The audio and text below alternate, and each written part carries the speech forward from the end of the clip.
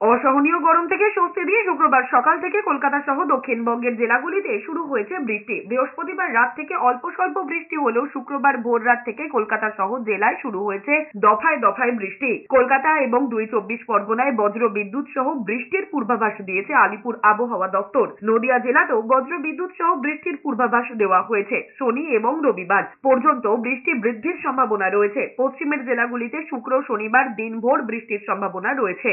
অন্যদিকে উত্তরবঙ্গে ভারী থেকে অতি ভারী বৃষ্টির সম্ভাবনার কথা শুনিয়েছে আলিপুর আবহাওয়া দপ্তর। শুক্রবার ভারী থেকে অতি ভারী বৃষ্টির সতর্কতা থাকবে আলিপুরদুয়ার জেলায়। এছাড়া দার্জিলিং, কালিম্পং, জলপাইগুড়ি, কোচবিহার জেলায় ভারী বৃষ্টির সতর্কতা রয়েছে। বজ্র বিদ্যুৎ সহ ভারী বৃষ্টির সতর্কতা রয়েছে মালদা, উত্তর এবং দক্ষিণ দিনাজপুর জেলাতে।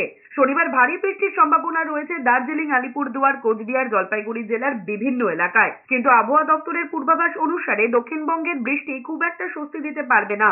রবিবার থেকেই বৃষ্টির সম্ভাবনা কমবে। কলকাতা সহ দক্ষিণবঙ্গের জেলাগুলিতে আংশিক মেঘলা আকাশ থাকলেও সন্তোষজনক বৃষ্টি হবে না।